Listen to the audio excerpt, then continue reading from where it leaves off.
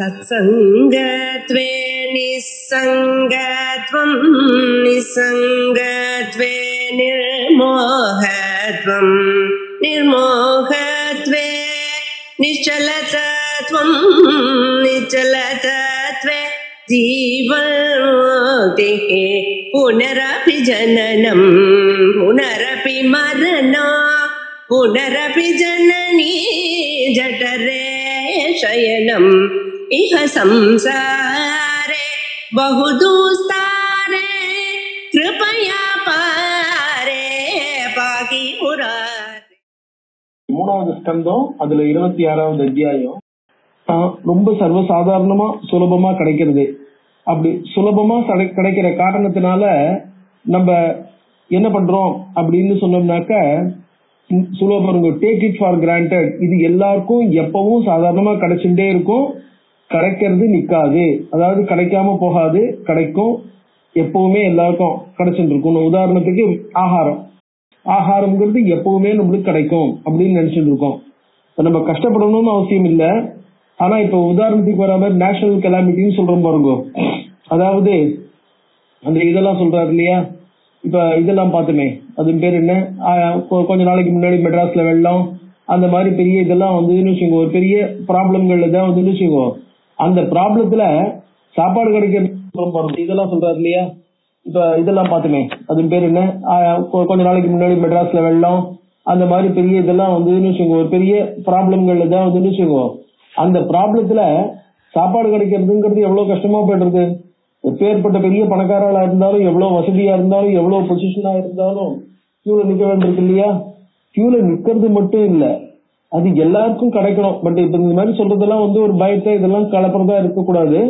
But என்ன ஆகும், அவ எடுத்துன்னு வர்றது கிடைச்சிட்டு அதுக்கு அடுத்த ஸ்டெப்பு அடுத்த வாட்டி எடுத்துன்னு வரணும், ப்ரிப்பேர் பண்ணியோ இல்ல அடுத்து, ஏன்னா ஒரே நேரத்துல அவ்வளவு பேருக்கும் கொடுக்கறதுங்கிறது முடியாது, எடுத்துன்னு வரணும் இல்லையா, அவ்வளவு அங்கேயே வைக்க முடியாது, தயார் பண்ணிட்டே இருக்கணும், தயார் பண்ணிட்டே இருந்து கொடுத்துட்டே இருக்கணும். அந்த மாதிரி இப்பவும் நம்ம இந்த கொரோனா காலத்துல ரொம்ப சாதாரணமா இருக்கிறவா, அதாவது அன்றாட காட்சிகள் இவாளுக்கெல்லாம் எங்கேயாச்சும் ஏற்பாடு பண்ண வேண்டியிருக்கு அப்படிங்கறதெல்லாம் பாக்குறோம் இல்லையா. அந்த மாதிரி இது கிடைக்கிறது இருக்கு பாருங்க, உணவு கிடைக்கிறதுங்கிறது அது பகவானுடைய அனுகிரகம் அப்படிங்கிற மாதிரி. நம்மளுக்கு எதெல்லாம் சர்வசாதாரணமா வசதியா ரொம்ப சர்வசாதாரணமா இருக்குன்னு நினைக்கிறோமோ அதுவும் எல்லாம் பகவத் அனுகிரகம் தான். பகவத் அனுகிரகம் இல்லைன்னா அதுவும் கஷ்டப்படும். அதனால ஒவ்வொன்றுத்துக்கும் we should be thankful to God அப்படிங்கிற மாதிரி. எது ஒன்றுத்தையுமே we are entitled to அப்படின்னு சர்வசாதாரணமா எடுத்துட்டு விட முடியாது. we are blessed with அப்படிங்கிற மாதிரியான ஒரு ஃபீலிங் இருக்கணும். சோ இந்த மாதிரி பகவான் நம்மளுக்கு அனுகிரகம் பண்ணதுனால நம்ம என்ன பண்ணணும், பகவானுக்கு நம்மளுடைய நன்றியை சொல்றதுன்னா என்ன அர்த்தம் அப்படின்னா, அதை எப்படி உபயோகப்படுத்தணும் அப்படிங்கிற ஒரு விஷயத்த சொல்லியிருக்காரு. அதாவது எது ஒண்ணுத்தையும் வேஸ்ட் பண்ணக்கூடாது. அந்த சாஸ்திரங்களை சொல்றாரு பாருங்க, அன்னம்ன நிந்தியா அன்னம்ன பரிசக்ஷீத அப்படிங்கிற மாதிரி. அன்னத்தை நிந்திக்க கூடாது, அன்னத்தை பழிக்க கூடாது, அன்னத்தை எரியக்கூடாது. சாப்பாடை நம்ம என்ன பண்ணக்கூடாது, எரியக்கூடாது. போரும்போ அப்படின்னு நினைச்சுட்டு எரியக்கூடாது. இந்த சாப்பாடு நல்லா இல்ல அப்படின்னு எரியக்கூடாது.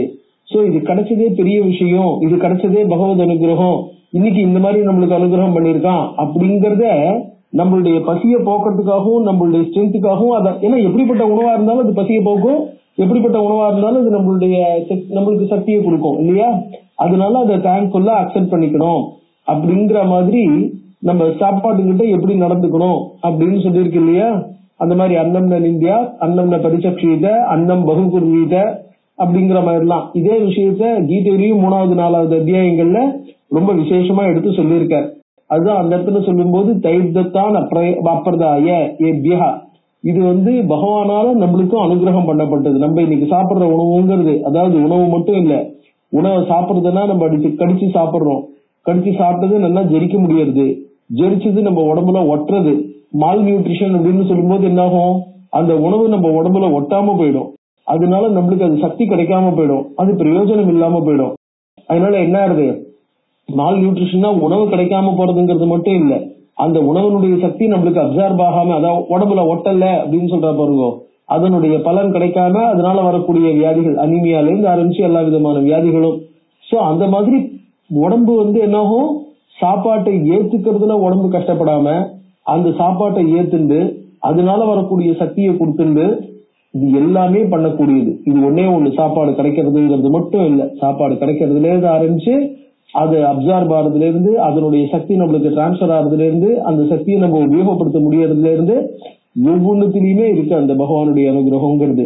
அதனால என்ன பண்ணணும்னா பகவானுக்கு என்ன பண்றது, அத அன்னத்தை பகவானுக்கு நம்ம பிரார்த்தனை பண்ணிண்டு, அதனாலதான் சாதத்தை பரிபாரும் போது சூத்திரங்கள் என்ன சொல்லுவாங்க, பரிசேஷனம்ங்கிறது எடுத்துல பரிசேஷனம் இல்ல, அஸ்மாக்கம் நித்தியமஸ்து எதத்து அப்படின்னு நம்ம என்ன பண்ணணும், முதல்ல அதை பிரார்த்தனை பண்ணிக்கணும். அஸ்மாக்கம் நித்தியமஸ்து எதத்து அப்படின்னு பிரார்த்தனை பண்ணிட்டு அந்த பிரார்த்தனைக்கு அப்புறம் தான் நம்மளுக்கு இலையில பரிமாறினா விட்டு அதை பரிசேஷனம் பண்றோம்.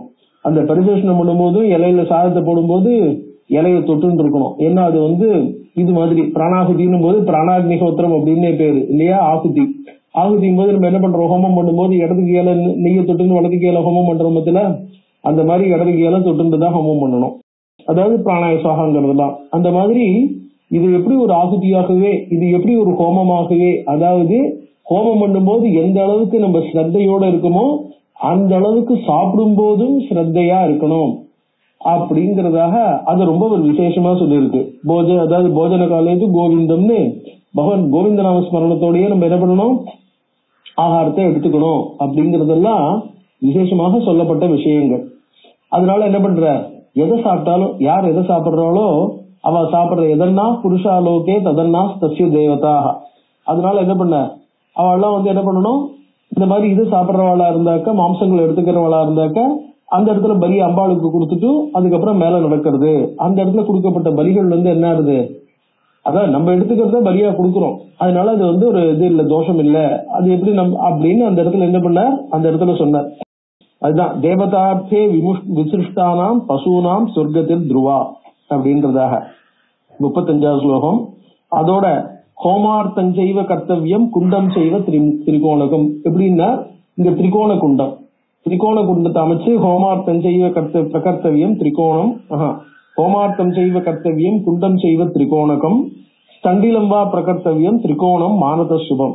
இந்த என்ன பண்ணலாம்னா, குண்டம்னா 3 படி வச்ச மாதிரி குண்டத்தை கட்டலாம், இல்லைன்னா ஸ்தண்டிலம் திட்டானின்னு சொல்லுவா. ஆத்துல எல்லாம் என்ன பண்ணுவான்னாக்கி இப்ப சாதாரணமா ஹோமம் பண்ணும்போது சின்னதா அந்த இது இருக்கு பாருங்க, மண் செம்மண்ணுனால சின்னதா ஒரு மோட மாதிரி அதுல போடும்போதே போட்டுருவா.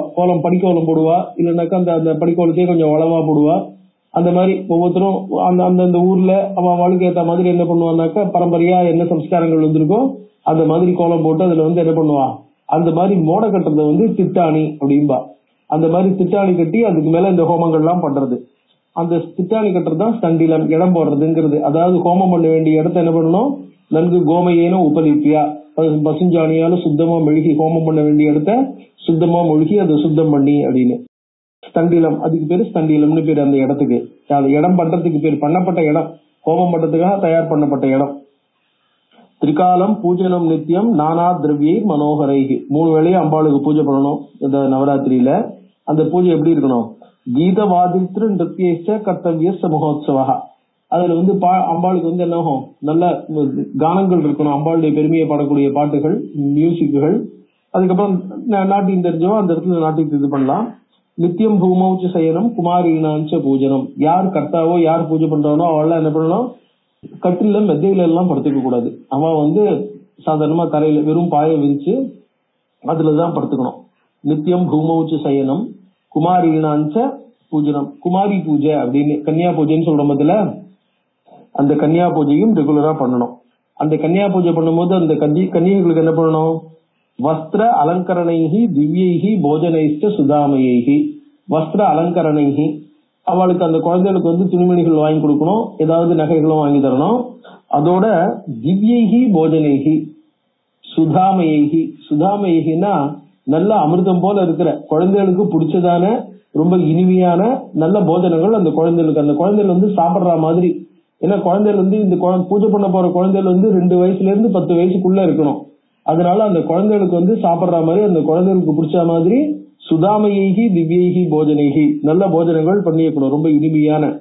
ஏகைகாம் பூஜையே நித்தியம், டெய்லி ஒரு குழந்தைய பூஜை பண்ணணும். ஏகைகாம் ஒரு குழந்தை முடிஞ்ச வரைக்கும் ஏக விருத்தியா இல்ல ஒவ்வொரு நாளைக்கும் ஒன்னொன்னு இன்க்ரீஸ் பண்ணிக்கும். முதல் நாளைக்கு 1, 2வது நாளைக்கு 2 அப்படின்னு அதை இன்க்ரீஸ் பண்ணி பூஜை பண்ணலாம். அந்த இன்க்ரீஸ் எப்படி பண்ணலாம்னா திகுணம் திரிகுணம் வாபி, அதை வந்து 2 மடங்காவும் இன்க்ரீஸ் பண்ணலாம், இல்ல 3 மடங்கா இன்க்ரீஸ் பண்ணலாம். முதல் நாளைக்கு 1, 2வது நாளைக்கு 3, 3வது நாளைக்கு 6, இல்ல முதல் நாளைக்கு 1, 2வது நாளைக்கு 3, 3வது நாளைக்கு 9ங்கிற மாதிரி அதை அப்படி இன்க்ரீஸ் பண்ணின்னு போலாம். அது அவாவாளுடைய சக்திக்கு தகுந்த மாதிரி.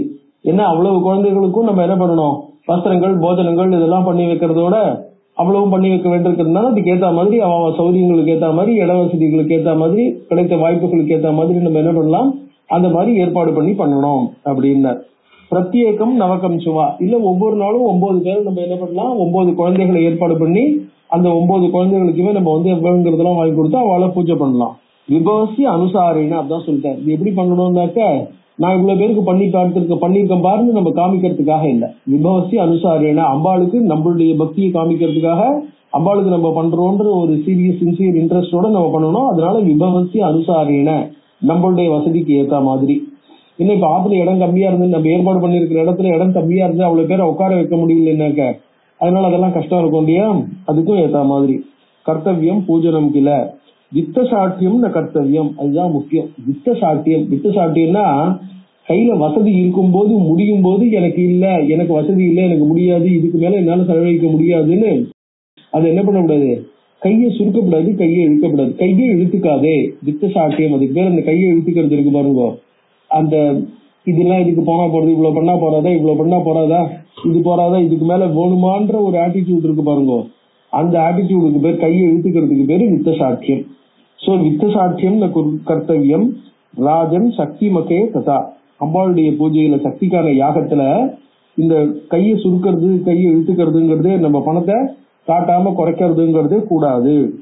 ஏக வருஷா ந கர்த்தவியா கன்யா பூஜா விதோன் இருப்ப. 1 வயசு குழந்தைய எப்பவுமே பூஜையில உட்கார வைக்கப்படாது. 1 வயசு குழந்தைக்கு சுத்தமா ஒண்ணும் தெரியாது இல்லையா, அதுக்கு வந்து ஒண்ணும் புரியாது, ஒண்ணும் தெரியாது. அதனால 1 வயசு குழந்தைய பூஜையில உட்கார வைக்கப்படாது. 1 வயசு குழந்தைய நம்ம என்ன பண்ணக்கூடாது, அவளை கன்சிடர் பண்ணக்கூடாது அப்படின்னா. ஏக வருஷான கர்த்தவியா கன்யா பூஜா விதோன்றிருப்ப. பரம் அஜ்ஞாத்து போகானாம் கந்தாதீனாஞ்ச பாலிகா. நம்ம வந்து அந்த குழந்தைக்கு சந்தனம்லாம் இடுறோம்னா கூட அதெல்லாம் வந்து என்ன பண்றோம் ஏது பண்றோம்னு எதுவுமே தெரிஞ்சுக்க முடியாதபடி பரம் அஜ்ஞா, அவன் வந்து அந்த குழந்தை வந்து ரொம்ப ஒண்ணுமே தெரியாம இருக்கும். சோ அவ்வளவு தெரியாம இருக்கக்கூடியதுனால 1 வயசு குழந்தையெல்லாம் உட்கார வைக்கப்படாது அப்படின்பா. குமாரிகாத்து சாப்ரோக்தா திவர்ஷாயா பவேதிக. 2 வயசு ரொம்ப இருக்கிற குழந்தை இருக்கு பாருங்க, அந்த 2 வயசு குழந்தை வந்து குமாரிகா. அந்த குழந்தைக்கு ஒவ்வொரு குழந்தைக்கும் என்னென்ன பேர் அப்படின்னு சொல்றாரு. குமாரிகாத்து சாப்ரோக்தா, 2 வயசு குழந்தைக்கு குமாரிகான்னு பேரு. 3 வயசு குழந்தைக்கு திரிமூர்த்தின்னு பேரு. 4 வயசு குழந்தைக்கு கல்யாணின்னு பேரு. ரோஹிணீச்ச 5 வருஷா, 5 வயசு குழந்தைக்கு ரோஹிணி. ஷட்வர்ஷா காளிகா மதா, 6 வயசு குழந்தை காளிகா. சண்டிகா 7 வருஷா சியாத் 8 வருஷாச்ச சாம்பவி. 7 வயசு குழந்தைக்கு சண்டிகான்னு பேரு, 8 வயசு குழந்தைக்கு சாம்பவின்னு பேரு. 9 வருஷா பவேத் துர்கா, 9 வயசு குழந்தைக்கு துர்கான்னு பேரு. சுபத்ரா 10 வார்ஷிகி, 10 வயசு குழந்தைக்கு சுபத்ரான்னு பேரு. அத ஊர்துவம் ந கர்த்தவியா சர்வகாரிய விகர்ஹிதா. இந்த குமாரி பூஜையில 10 வயசுக்கு மேல இருக்கிற குழந்தைய உட்கார வைக்க கூடாது. அந்த 10 வயசுக்கு மேல இருக்கிற குழந்தைகள் எதுவுமே இந்த இடத்துல இந்த கன்னியா பூஜைன்னு சொல்ற மாதிரி இருக்கும். இந்த பூஜையில அவளுக்கு வந்து பங்கு இல்ல. பங்கு இல்லைன்னா அவளை உட்கார வச்சு பூஜை பண்றதுங்கிறது இல்ல. சோ கன்னியாங்கிறதே 1 வயசு குழந்தைக்கு இல்ல, 10 வயசுக்கு மேல இருக்கிறவளுக்கும் இல்ல, 2ல இருந்து 10க்குள்ளதான் அப்படின்னு. அத ஊர்துவம் ந கர்த்தவியா சர்வகாரிய விகர்ஹிதா. ஏபிஷ்ட நாமபி பூஜா கர்த்தவியா விதி சம்ஹிதா. சோ அந்த குழந்தையில உட்கார வச்சு பார்க்கும்போது அவள் என்ன பண்ணணும், அவ சொந்த பேர் என்ன ஏதுங்கிறது இல்ல, இந்த பேர்னாலதான் ஒவ்வொரு வருஷத்துக்கும் ஒவ்வொரு வயசு குழந்தைக்கும் ஒவ்வொரு பேர் இருக்கு இல்லையா, சாஸ்திரத்துல என்ன பேர் சொல்லியிருக்கோ அந்த பேர்னாலதான் அவளை சொல்லி பூஜை பண்ணணும். அதாவது சுபத்ராயே நமஹா அப்படிங்கிற மாதிரி. தாசாம் பலானி வட்சியாமி நவானாம் பூஜனே சதா. அவளை பூஜை பண்ணா என்ன லாபம் வரும், யார் யாரை பூஜை பண்ணும்போது என்ன லாபம், என்னென்ன பெனிஃபிட் கிடைக்கும்ங்கிறத சொல்றேன். இந்த ராஜா தானே பூஜை பண்றான், ராஜா பூஜை பண்ணும்போது ராஜ்யத்துக்கு என்ன லாபம் வரும், ராஜ்யத்துல வர பூஜைக்காக ராஜா பண்றான், அதனால ராஜ்யத்துக்கு என்ன லாபம் வரும்னு சொல்றேன் அப்படின்னு அது சொல்றாரு. குமாரி பூஜிதா குர்யா துக்க தாரித்ரிய நாசனம். இந்த குமாரி பூஜைங்கிறது இருக்கு பாருங்க, அதாவது 2 வயசு குழந்தைய உட்கார வச்சு நம்ம பூஜை பண்றோம் இல்லையா, அந்த 2 வயசு குழந்தைய குமாரி அப்படின்னு பூஜை பண்ணும்போது துக்க தாரித்ரிய நாசனம். அது ஜனங்களுடைய, அதாவது யார் பூஜை பண்றாங்களோ பூஜையில சேர்ந்துடுவா. பூஜைக்கு யாருக்காக எல்லாம் பூஜை பண்றோமோ, அதாவது ஒரு ராஜான்னு சொன்னா அவன் ராஜ்யத்தில் இருக்கிற பிரஜைகளுடைய துக்கம் தாரித்ரியம் இது ரெண்டும் நசிக்கும் அப்படின்னார். சத்ருக்ஷயம் தனாயுஷ்யம் பலவிருத்தியும் கரோதிவை. அதோடு மட்டும் இல்ல, சத்ருக்ஷயம் எதிரிகளும் இருக்க மாட்டா, தன ஆயுஷ்யம் ராஜ்யத்துல வெல்த் இன்க்ரீஸ் ஆகும், இருக்கிறவா எல்லாருமே நல்ல ஆயுஷோட தீர்காயுஷோட சௌரியமா இருப்பா. பலவிருத்தி ஜனங்களுடைய, அதாவது ஊர்ல இருக்கிற ஜனங்களுடைய பலம் ஸ்ட்ரென்த் விருத்தியாகும். பலம்னா ஆர்மின்னு சொல்லலாம், ஆர்மியும் ஸ்ட்ராங்கா இருக்கும், ஜனங்களுடைய ஸ்ட்ரென்த்தும் விருத்தியாகும். கரோதிவை அந்த குமாரி பூஜையானது இந்த பலன்களை கொடுக்கும். திரிமூர்த்தி பூஜனாத் ஆயுகு திரிவர்க்கஸ்ய பலம் பவேத். அதாவது திரிமூர்த்தி 3 வயசு குழந்தைய 2ஆம் நாள் பூஜை பண்றோம் இல்லையா, அது ஆயுர் விருத்தி, திரிவர்க்க விருத்தி. திரிவர்க்க விருத்தினா தர்மார்த்த காமம் விருத்தி. தனதான்யாகமஸ்சைவ புத்திர பௌத்திராதி விருத்தையா, தனதானியங்கள் அதெல்லாம் விருத்தியாகும், புத்திர பௌத்திர விருத்தி. வித்யார்த்தி விஜயார்த்தி ச ராஜ்யார்த்தி பார்த்திவஹா சுகார்த்தி பூஜையே நித்தியம் கல்யாணியும் சர்வகாமதாம். எந்த அரசன் தன்னுடைய ஊர்ல கல்விகள் சிறந்து விளங்கணும்னு நினைக்கிறானோ, வித்யார்த்தி விஜயார்த்தி தனக்கு வெற்றி, ராஜ்யார்த்தி தன்னுடைய ராஜ்யம் தங்கிட்ட தங்கணும்னோ தனக்கு ராஜ்யங்களை எக்ஸ்டெண்ட் பண்ணணும்னு யார் நினைக்கிறானோ, சுகார்த்தியாவும் பூஜையே நித்தியம் கல்யாணியும், அவன் 3வது நாளைக்கு 4 வயசு இருக்கிற கல்யாணி அப்படிங்கிறவள அந்த கல்யாணிங்கிற பூஜையை பண்ணணும். அதாவது என்னாகும், அந்த கல்யாணி சதுரப்திகா 4 வயசு இருக்கிற குழந்தைக்கு கல்யாணின்னு பேர் இல்லையா, அவளை காளிகா சத்ருநாசார்த்தம் பூஜையே பக்தி பூர்வகம். சத்ருக்களுடைய ப்ராப்ளம் இருந்ததுன்னா அவளை அந்த சத்ருக்களை கண்ட்ரோல் பண்ணணும்னா காளிகா பூஜை 5 வயசு குழந்தை. ஐஸ்வர்ய தனகாமஸ்ச சண்டிகாம் பரிபூஜையே. ஐஸ்வர்ய தனகாமஸ்ச, ஐஸ்வர்யம் தனம் இவைகளை விரும்புவன் அவன் என்ன பண்ணணும்னா தனகாமஸ்ச சண்டிகாம், அவன் சண்டிகையை பூஜை பண்ணணும். அதாவது இந்த சண்டிகைங்கிறது இது 7 வயசு குழந்தை. இந்த ரோஹிணிங்கிறவ என்ன பண்ணிருக்கான்னா, இந்த காளிகாங்கிறது 6 வயசு, அந்த ரோஹிணிங்கிற 5 வயசு குழந்தைய 4 வயசுக்கு அப்புறம் 6 வயசுக்கு சொன்னார், ரோஹிணிய கடைசியில சொல்றார். ஐஸ்வர்ய தனகாமஸ்ச சண்டிகாம் பரிபூஜையே பூஜையே சாம்பவியும் நித்தியம் நிருப சம்மோகனாயச்ச. ஜனங்க எல்லாரும் ராஜா சொல்றதை கேட்டுன்னு அவனுக்கு அடங்கி உடங்கி இருக்கணும்னா பாக்கி ஊர் ஜனங்களும் பாக்கி ஊர் ராஜாக்களும் ராஜாவுக்கு, அதாவது எல்லாரும் அவனுக்கு அவனுடைய வசத்துல இருக்கணும்னா அவன் என்ன பண்ணணும், பூஜையே சாம்பவியும் நித்தியம், அவன் சாம்பவி பூஜையை பண்ணணும். அதாவது 8 வயசு குழந்தைய வச்சிருந்து சாம்பவி பூஜை. துக்க தாரித்ரிய நாசாய சங்கிராமே விஜயாயச்ச குரூரசத்ரு விநாசார்த்தம் ததா உக்ர கர்ம சாதனே துர்காம்ச பூஜையேத் பக்தியா பரலோக சுகாயச்ச.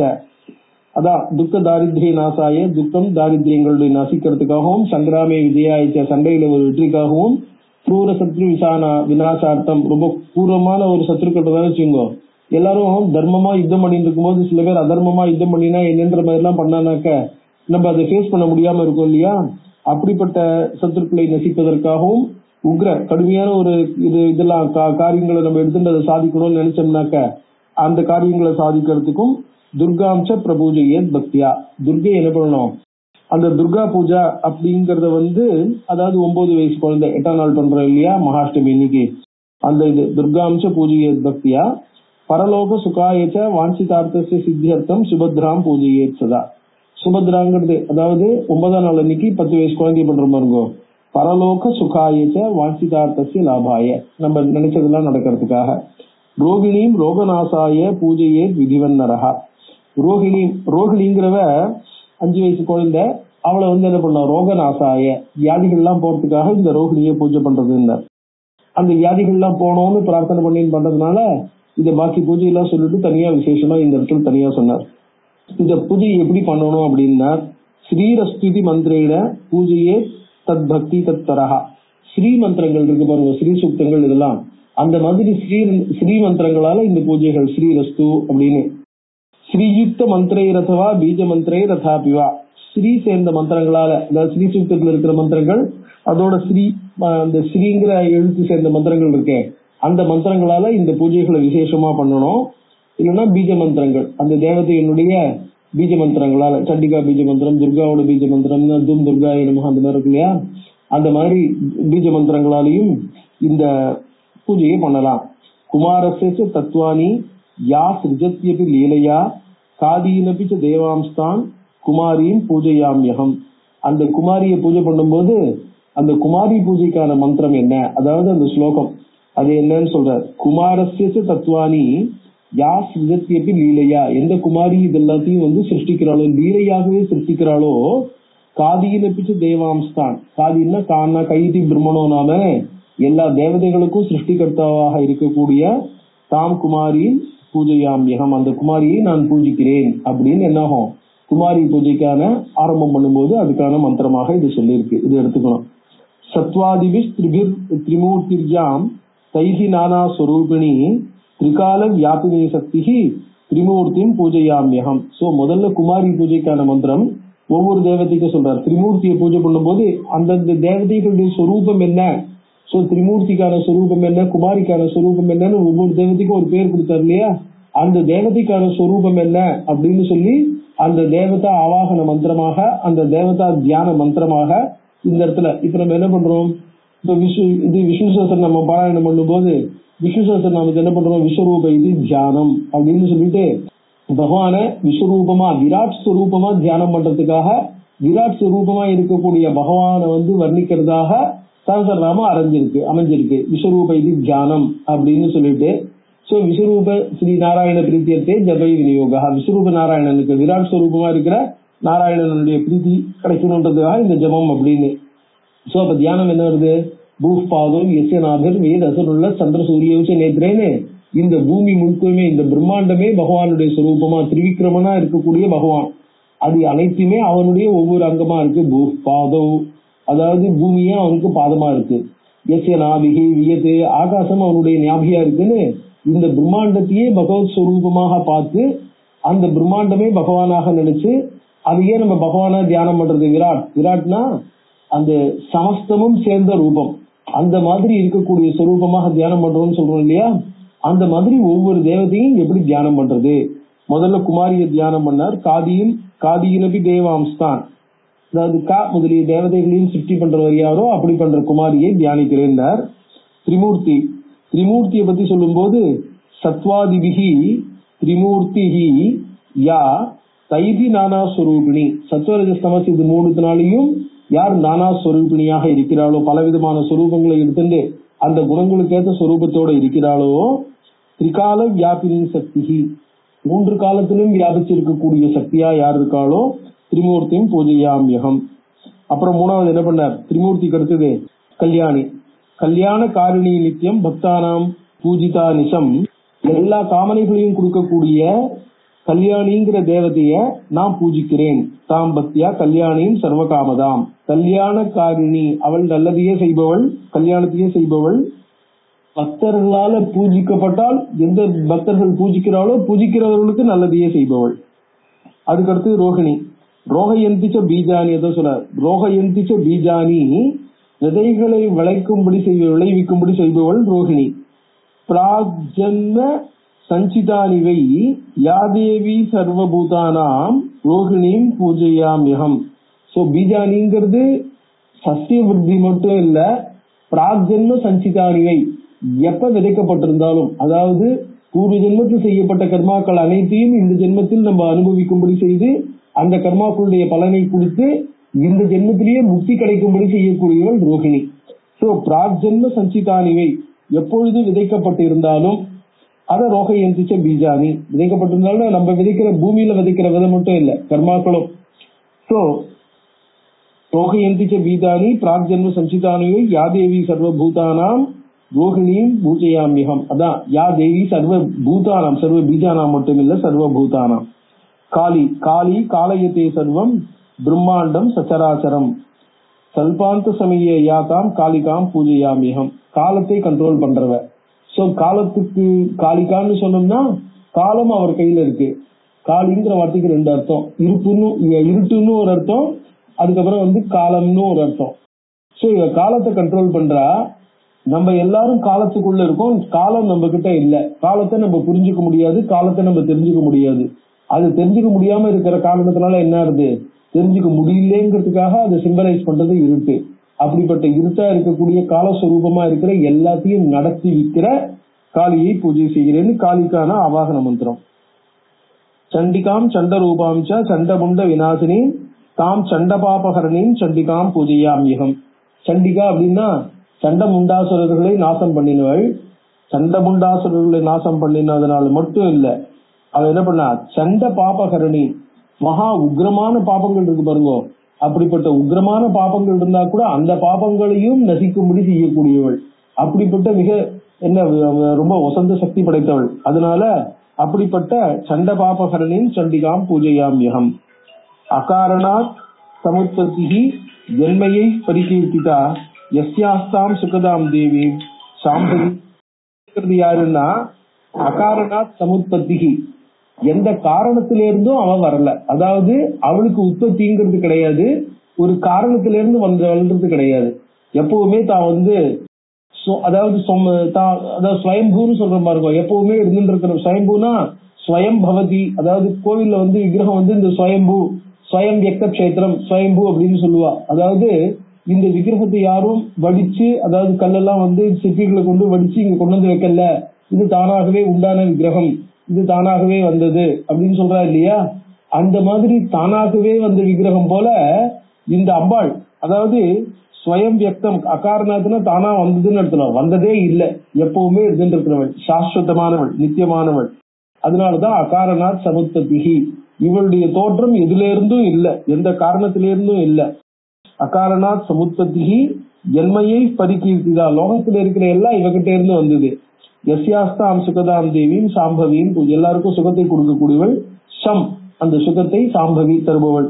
அதனால சாம்பவியும் பூஜையாமிகம். துர்கா திராயதி பக்தம் யா சதா துர்கார்த்தி விநாசினி துர்கேயா சர்வதேவானாம் தாம் துர்காம் பூஜையாமிகம். துர்கா அப்படின்னா யாரு, எப்படிப்பட்டவள், அந்த தேவதையினுடைய சொரூபத்தை சொல்லும் பொழுது என்ன பண்றார், அவ பேர்ல இருந்தே, அந்த தேவதையினுடைய பேர்ல இருந்தே தேவதையினுடைய சொரூபமும் தெரிகிறது. விற்பத்தின்னு சொல்லுவா சம்ஸ்கிருதத்துல, அதாவது எட்டிமாலஜின்னு இங்கிலீஷ்ல சொல்றோம் பதில, how to derive the word அப்படின்னு. அந்த டெரிவேட்டிவ்ங்கிறது தனியா சொல்லல, அந்த தேவதையினுடைய சொரூபத்தை வச்சுட்டு அவளுடைய பேர் அமைஞ்சிருக்கு அப்படிங்கறதாக இதுல சொல்ல பாருங்க. துர்காத்து திராயதி பக்தம், துர்கம்னா தாண்ட முடியாத கஷ்டங்கள், அதாவது மனுஷன் எத்தனத்தினால, மனுஷனுடைய எஃபர்ட்னால மனுஷன் தானாகவே தாண்டிடுவேன் அப்படின்னு நினைச்சு தாண்ட முடியாத கஷ்டங்கள் இருக்கு பாருங்க.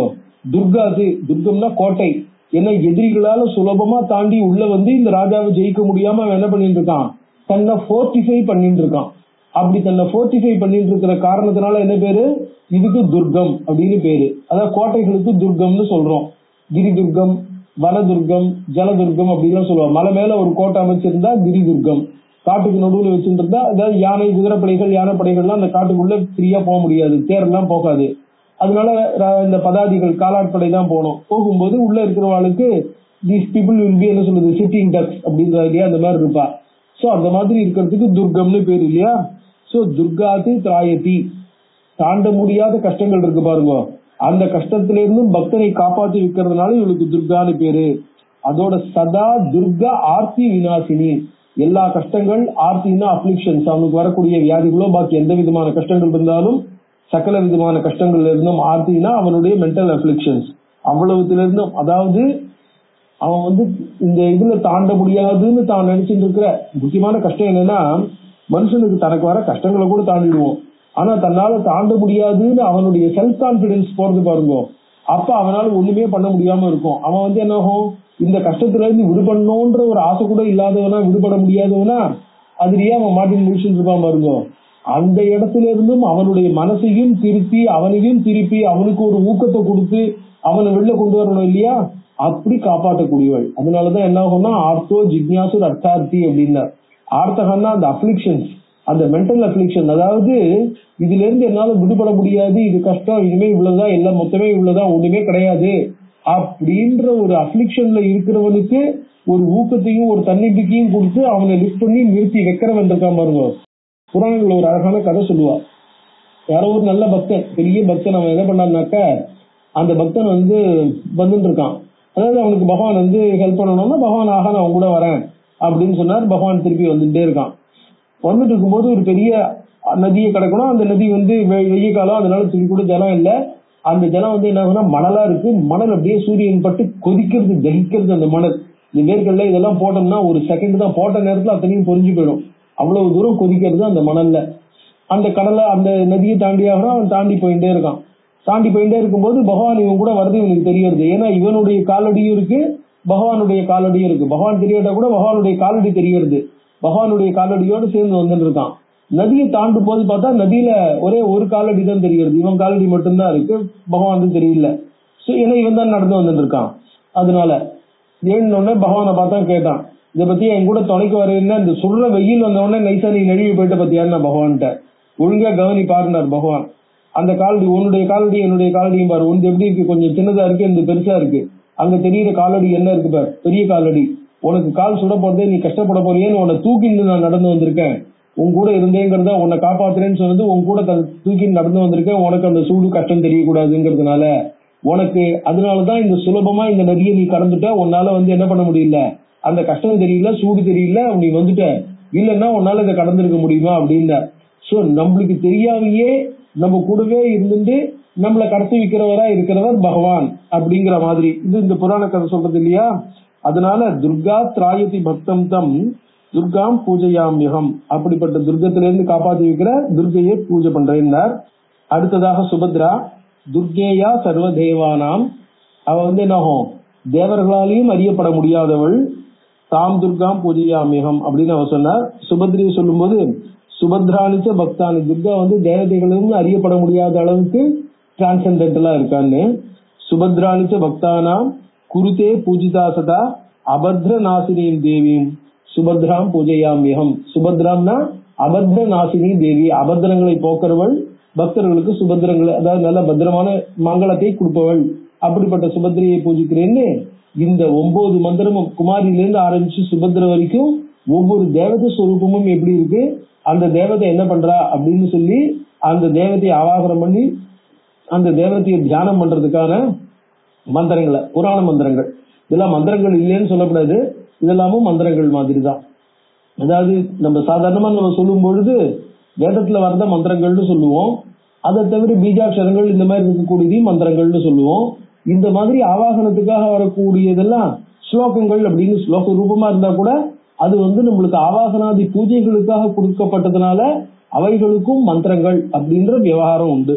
அதனால அபத்ர நாசினி, அதான் சொல்ல பாருங்க, ஏபிஹி மந்திரைஹி பூஜையானியாக அபத்ர நாசினியும் தேவி, அபத்திரங்களை நசிக்க வைக்கக்கூடிய தேவி. அப்படிப்பட்ட சுபத்திரையை பூஜை வைஸ் பீப்புளாலே அதாவது இந்த வைஸ் பீப்புள்னு சொல்றோம் இல்லையா, அறிவாளிகள், புத்திபூர்வமா இருக்கிறவர்கள், அவர்கள் என்ன பண்ணுவாங்க, ஏபிஹி மந்திரைஹி, இவைகளை ஏதோ சாதாரண ஸ்லோகங்கள்ங்கிறதாக அலட்சியமாக இல்லாமல் மந்திரங்களுக்குரிய மரியாதையுடன் மந்திரங்களாக, ஏபிஹி மந்திரைஹி பூஜனீயாக கன்யக்காக வஸ்திர அலங்கரணைஹி மால்யைஹி கந்தைஹி உச்சாவச்சைரபி.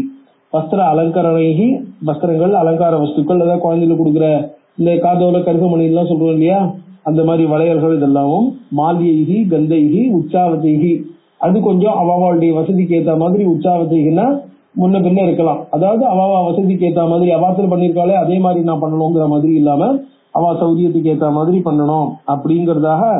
குமாரி பூஜனம் எப்படி பண்றது அப்படிங்கறத நவராத்திரியின் போது பண்ண வேண்டிய குமாரி பூஜனம், அந்த குமாரிகளை தியானம் பண்ண வேண்டிய ஸ்லோகங்கள், அந்த குமாரிகள் ஆவாகனம் பண்ண வேண்டிய தேவதைகள், எந்தெந்த குமாரிகள் எந்தெந்த தேவதைகள் ஆவாகனம் பண்ணணும் அப்படிங்கறதெல்லாம் சொன்னார். சீத்தை கொடுக்கும் அவளுக்கு வைஸ் பீப்புளாலே அதாவது இந்த வைஸ் பீப்புள்னு சொல்றோம் இல்லையா, அறிவாளிகள், புத்திபூர்வமா இருக்கிறவர்கள், அவர்கள் என்ன பண்ணணும், ஏபிஹி மந்திரைஹி, இவைகளை ஏதோ சாதாரண ஸ்லோகங்கள்ங்கிறதாக அலட்சியமாக இல்லாமல் மந்திரங்களுக்குரிய மரியாதையுடன் மந்திரங்களாக, ஏபிஹி மந்திரைஹி பூஜனீயாக கன்யக்காக வஸ்திர அலங்கரணைஹி மால்யைஹி கந்தைஹி உச்சாவச்சைரபி. வஸ்திர அலங்கரணைஹி, வஸ்திரங்கள் அலங்கார வஸ்துக்கள், அதாவது குழந்தைகளுக்கு கொடுக்குற இந்த காதோல கருகமணி எல்லாம் சொல்றோம் இல்லையா, அந்த மாதிரி வளையல்கள் இதெல்லாமும். மால்யைஹி கந்தைஹி உச்சாவச்சைஹி, அது கொஞ்சம் அவாவாளுடைய வசதிக்கு ஏற்ற மாதிரி. உச்சாவச்சைகின்னா முன்ன பின்ன இருக்கலாம், அதாவது அவாவா வசதிக்கு ஏற்ற மாதிரி, அவாத்துல பண்ணிருக்காளே அதே மாதிரி நான் பண்ணணுங்கிற மாதிரி இல்லாம அவா சௌரியத்துக்கு ஏற்ற மாதிரி பண்ணணும் அப்படிங்கறதாக. குமாரி பூஜனம் எப்படி பண்றது அப்படிங்கறத நவராத்திரியின் போது பண்ண வேண்டிய குமாரி பூஜனம், அந்த குமாரிகளை தியானம் பண்ண வேண்டிய ஸ்லோகங்கள், அந்த குமாரிகள் ஆவாகனம் பண்ண வேண்டிய தேவதைகள், எந்தெந்த குமாரிகளை எந்தெந்த தேவதைகள் ஆவாகனம் பண்ணணும் அப்படிங்கறதெல்லாம் சொன்னார். அடுத்தது 27வது அத்தியாயம் இந்த இடத்துல தேவி பூஜையினுடைய மகத்துவம், அதனுடைய மகாத்மியம் என்ன அப்படிங்கறத மேலும் இதெல்லாம் சொல்றாரு. என்ன நவராத்திரி விஷயத்த இங்க கொஞ்சம் விசேஷமா சொல்றாரு.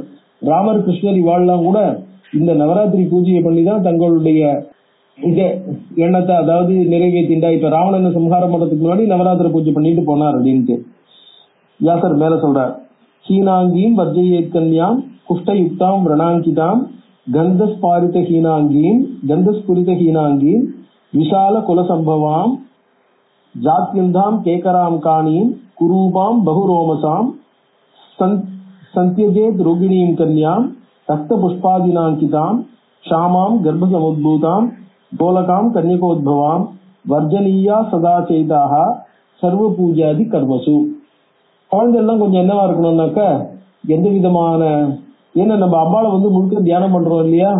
சோ அம்பாளை தியானம் பண்ணும் பொழுது நம்ம மனசுல முழுக்க உருவகம் வாங்கிக்கணும்னா அதுக்கு ஏத்த மாதிரி எப்படி இருக்கணும்னா குழந்தைகள் கொஞ்சம் பளிச்சுன்னு, அதாவது இந்த சென்ஸ் எப்படி சொல்றது, குழந்தைகள் எல்லா விதத்திலையும் குறைபாடுகள் எதுவும் இல்லாமல், அதாவது அந்த குழந்தை சதா அழுதுண்டே இருக்கிற குழந்தையா இருந்துன்னு வச்சுக்கோங்க, உட்கார மாட்டேன்னு புரியாத, அதாவது நம்ம சாதாரணமா சொல்லும் பொழுது அட்ஜஸ்ட் பண்ணிட்டு இருக்கக்கூடிய குழந்தையா இருக்கணும்.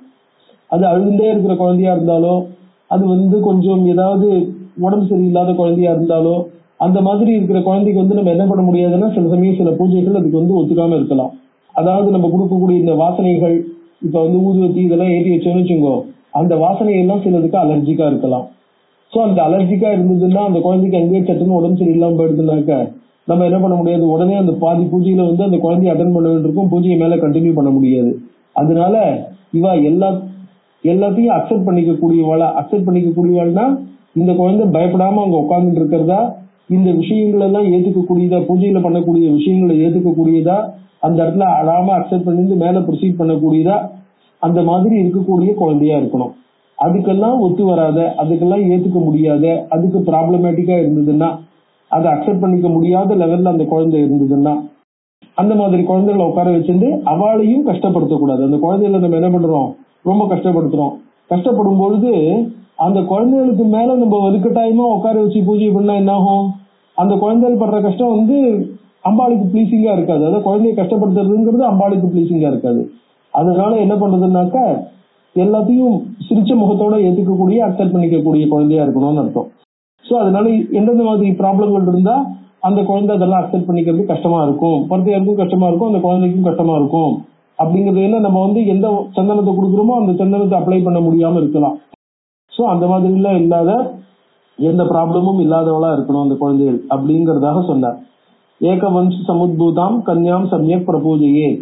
சோ அது எப்படி இருக்கணும் அப்படின்னு சொன்னோம்னாக்க, ஒரே இடத்துல வந்ததா இருந்ததுனாக்க அது அவ அப்பா அம்மாவுக்கு அட்ஜஸ்ட் பண்ணி அந்த குழந்தை பக்கத்துலயே அவ இருக்கும்போது, ரொம்ப சின்ன குழந்தை அவளை விட்டு இருக்க போறது இல்ல, அவ இருக்கும்போதே அதை அட்ஜஸ்ட் பண்ணிட்டு என்ன ஆகும், அந்த குழந்தை சுலபமா இருக்குங்கிறது. இதெல்லாம் ஒரு பிராக்டிக்கல் கன்வீனியன்ஸ் கூட.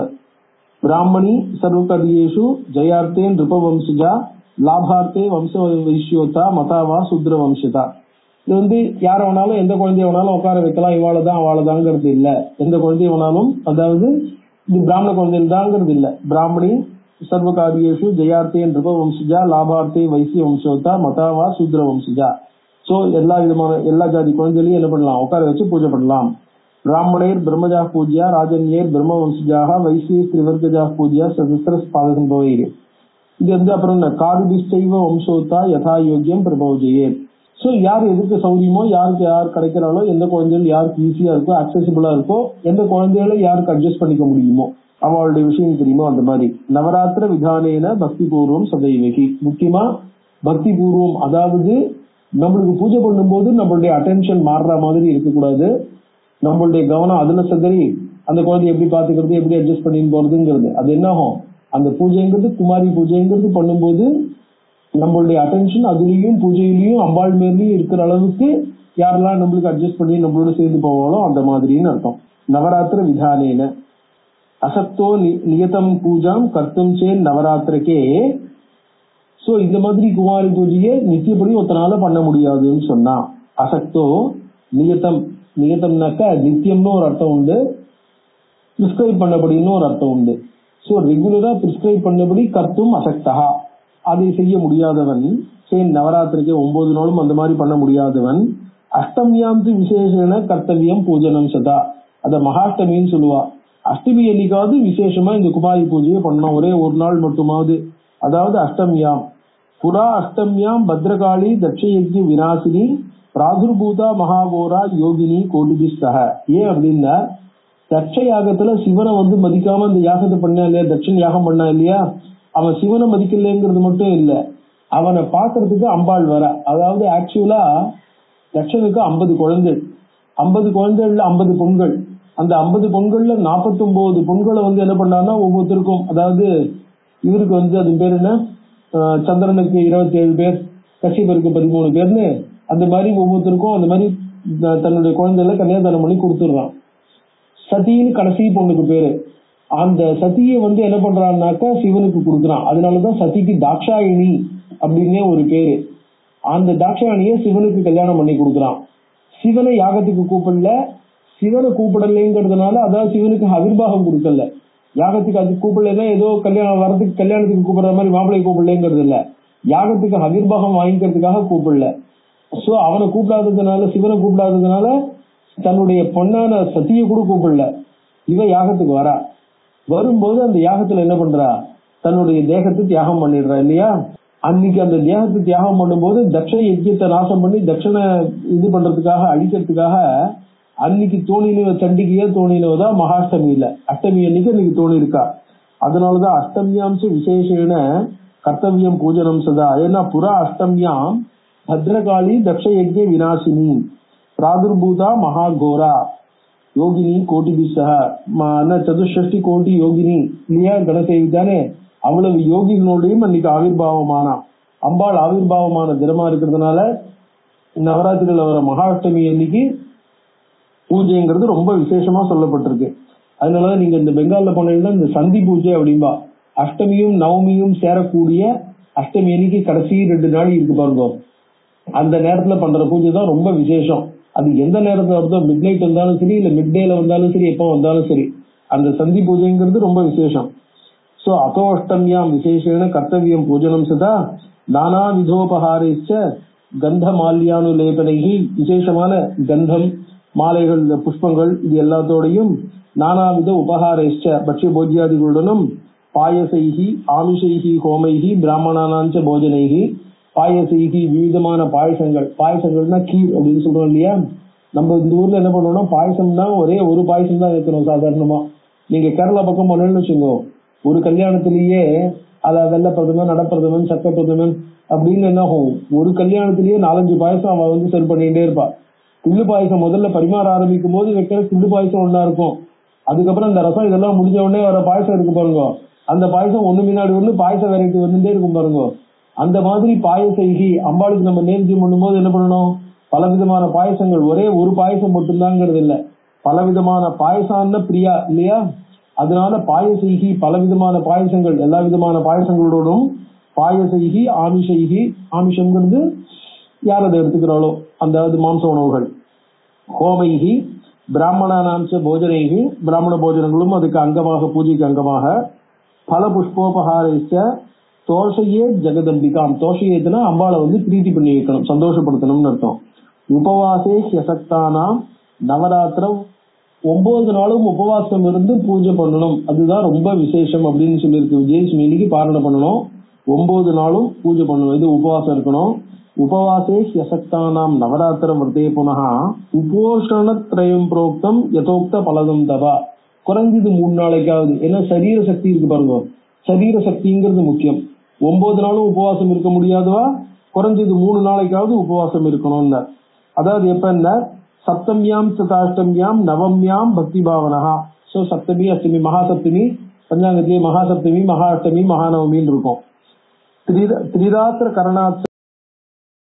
சோ இந்த 3 ராத்திரி விசேஷமான பூஜைகள் பண்றதுனால 9 நாள் பூஜை பண்ணா எவ்வளவு பலனோ அவ்வளவு பலனும் கிடைக்கும். அதாவது பக்தி பாவனையோட அந்த 3 நாளாவது உபவாசம் இருக்கணும், உபவாசம் இருந்து பூஜை பண்ணணுங்கிறது ரொம்ப இந்த ஊர்மிகள்னு சொல்லுவா, ஷடூர்மிங்கிறது.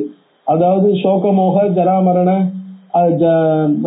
அசனாயா பிபாசை அப்படிங்கிற இல்லையா, அந்த ஷடூர்மிகள்ல இந்த ஜரா அப்படிங்கறதும் அசனாயா பிபாசா அப்படிங்கறது வந்து என்ன ஆகும், அதை ஓவர் கம் பண்றதுக்கான ட்ரைனிங்கா உபவாசம் சொல்லியிருக்கு.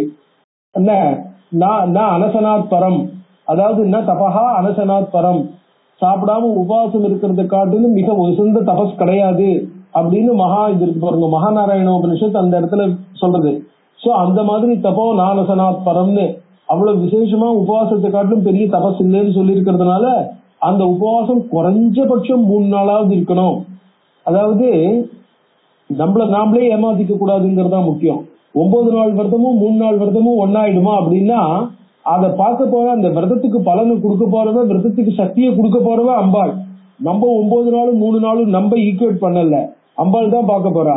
இவனுக்கு என்ன ஆகும், 9 நாள் விரதம் இருக்க முடியாது, அதனால 3 நாள் இருந்திருக்கான்னு அம்பாள் தான் புரிஞ்சுக்க போறா.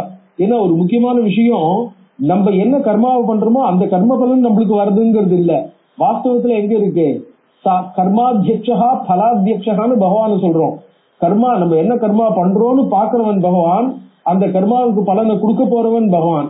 அதனால இவன் வேணும்னே 3 நாள் பண்றவன் எப்படி இருக்காங்கிறது அவனுடைய கையில இருக்கிறதுனால அதுல என்ன ஆகும், நம்ம 3 நாளும் 9 நாளும் ஒன்னா ஈக்குவலா அப்படிங்கிறது இல்ல. நம்மளுடைய சக்திக்கு ஏத்த மாதிரி, நம்மளுடைய சௌரியத்துக்கு ஏத்த மாதிரி. பூஜாபிஷைவ ஹோமைச்ச குமாரி பூஜனைஸ்ததா சம்பூர்ணம் தத்விரதம் பொருத்தம் விப்ராணாம் செய்வ போஜனைஹி. சோ இந்த 3 நாள் பண்ணினாலே நவராத்திரி விரதத்தினுடைய ஒரு பூஜை முழுக்க கிடைக்கும். விரதானி யானி சான்யானி தானானி விவிதானி ச நவராத்திர விரதஸ்யாஸ்ய நைவ துல்யானி பூதலே. உலகத்துல பாக்கி விரதங்கள்லாம் இருக்கு பாருங்க, எவ்வளவோ விரதங்கள், எவ்வளவோ பூஜைகள், தானங்கள்லாம் இருக்கு. அதெல்லாம் இந்த நவராத்திரிக்கு சமமாகாது. நவராத்திரிங்கிறது அவ்வளவு விசேஷம், நவராத்திரிங்கிறது அவ்வளவு உத்தமமானது. சோ நவராத்திரி அன்னைக்கு செய்யப்படும் எல்லா விதமான விசேஷங்களும் அவ்வளவு பலனை கொடுக்கக்கூடியது. இப்ப உதாரணத்துக்கு கூர்ம புராணத்துல ஒரு வாக்கியம் வருது, அதாவது பாபிஷ்டானாம் அபிஸ்ரத்தா விஹீனானாம் சிவாலயே. அதாவது ஒரு என்ன பண்ணா, சிவக்ஷேத்திரத்துல வசிக்கிறவன் யாரோ, சிவக்ஷேத்திரத்துல சிவன் கோவில் சந்நிதியில, அதாவது அந்த ஊர்ல அந்த மாடவீதியில எங்கேயாவது இருந்துட்டு இருந்தானா, சிவன் இருக்கக்கூடிய, சிவனால சாங்டிஃபை பண்ணப்பட்ட ஒரு ஊர்ல வசிச்சுட்டு இருக்கிறவன் பாபிஷ்டானாமபி, அவன் பெரிய பாபியா இருந்தாலும், ஸ்ரத்தா விஹீனானாம், சிவபக்தி இல்லாமல் இருந்தாலும் அவன் என்ன பண்றான், அந்த கஷேத்திரத்துல வசிச்ச மகாத்மியத்தினாலேயே பகவான் அவனுக்கு என்ன பண்றான், தாரக மந்திரோபதேசத்தை பண்ணி மோட்சத்தை கொடுக்கறான் அப்படின்னு சொல்லியிருக்கு. அதனாலதான் அந்த கஷேத்திரமே ரொம்ப விசேஷம், கஷேத்திரத்துல இருக்கிறதுங்கிறது ரொம்ப முக்கியம், கஷேத்திரத்துல வசிக்கணும் அப்படிங்கறதாக கஷேத்திரத்தினுடைய மகாத்மியத்தை சொல்றது. அதே மாதிரி ஒரு சின்ன கேள்வி வருது, இதை என்ன பண்ணிருக்காங்கன்னா சாஸ்திரங்கள்ல இந்த விஷயத்தை எடுத்துட்டு இருக்கா. இது எடுத்துட்டு இருக்கும் போது யாரோ ஒருத்தருக்கு குழந்தையிலேயே பக்தி இருக்கு, சில பேருக்கு கொஞ்ச நாள் கழிச்சு பக்தி வருது. அதாவது ஏதோ ஒரு விதத்துல அவங்க எல்லாம் என்ன பண்றாங்க, பகவான்ட்டு டேர்ன் பண்றாங்க, திரும்புறாங்க, பகவத் பக்தி யுக்தாலா ஆறா. அந்த பகவத் பக்தி யுக்தாலா ஆறத்துக்கு இவன் எந்த விதமான பூஜையும் பண்ணலையே, இவன் பரம லௌகிக்கதான் தானே இருந்துட்டு இருக்கான், இவனுக்கு எப்படி திடீர்னு பக்தி வருது, எப்படி இந்த மாதிரி ஒரு டேர்னிங் வாழ்க்கையில எப்படி ஏற்படுறது அப்படின்ற கேள்வி வரும் பொழுது, பெரியவா யாராவது ஆத்துல பூஜை பண்ணியிருந்தா, பெரியவா பக்தி யுக்தாலா இருந்தா, அவ சந்ததியில அவ வம்சத்துல வரவால ஏதாவது ஒரு விதத்துல என்ன பண்றான், பகவான் டேர்ன் பண்ணி தம் பக்கம் அழைச்சுக்கிறான், தம் பக்கம் திருப்பிக்கிறான், அவளை கைவிட்டுறது. இப்ப வால்மீகி மாதிரி இந்த கதையெல்லாம் நம்ம பாக்குறோமே, வால்மீகி என்ன பண்ண, ஆத்மாக்கரன் என்னமோ பேரு, பரம லௌகிகளா இருந்து தன் குடும்பத்தை மட்டும்தான் பார்க்கணும்னு பார்த்துட்டு இருந்தார். ஆனா என்ன பண்ணான், ரிஷிகளை அனுப்பிச்சு அவருக்கு மந்திரோபதேசம் பண்ணி அந்த மந்திரத்தை கூட சொல்ல தெரியாதுன்னு மரான்னு சொன்னானோ.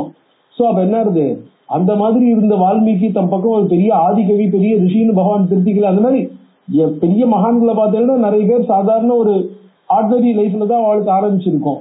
சோ பெரிய மகான்களுடைய வம்சத்துல வந்தவாள பகவான் தானாகவே அவளை திருத்தி பண்ணிக்கொள்றான் அப்படின்னு சொல்ற மாதிரி அந்த இது இருக்கு பாருங்க, அதுல அந்த விஷயத்துல அவளை தானாவே டேர்ன் பண்ணிப்பான். சோ அந்த மாதிரி நம்ம என்ன பண்றோம், நம்ம பண்ற பூஜை நம்மளுடைய வம்சத்துல இருக்கிறவா எல்லாருக்கும் கூட, அதான் மாதா பிதா செஞ்சது மக்கள் பேருன்னா அவ பண்ண பாவம்னு இல்ல, அவ பண்ண புண்ணியமும் குழந்தைகளுக்கு பாக்கியத்தை கொடுக்கும், அவளுக்கு நல்லதை கொடுக்கும். அதனால நம்ம என்ன பண்ணணும், எல்லாருக்கும், அதாவது இன்னைக்கு யாரோ வச்ச மரம் அவனுடைய பேரம்பேட்டிகளுக்கு எப்படி பழத்தை கொடுக்கறதோ பலனாறதோ, அந்த மாதிரி இந்த பூஜை பக்திங்கிறதும் வம்சத்துக்கும் காலங்காலத்துக்கும் பலனை கொடுக்கக்கூடியதா இருக்கும். அந்த மாதிரி விஷயங்கள்ல கால தேசங்கள்லாம் கூட அதுக்கு உதவி செய்யும். அப்படி தேசங்கள் எப்படி சிவக்ஷேத்திரங்கள் விஷ்ணு கஷேத்திரங்கள்லாம் உதவி செய்கிறதோ, அந்த மாதிரி காலங்கள்ல மிக விசேஷமாக உதவி செய்யக்கூடிய காலமாக நவராத்திரியை சொல்லியிருக்கு. அதனால பாக்கி விஷயங்கள்லாம் இதுக்கு கொஞ்சம் கூட ஈக்குவல் ஆகாது அப்படிங்கறதாக சொல்லி என்ன பண்ற நவராத்திரி விசேஷங்கிற இது என்னங்கறத நம்ம அடுத்ததுல பார்க்கலாம். ஓ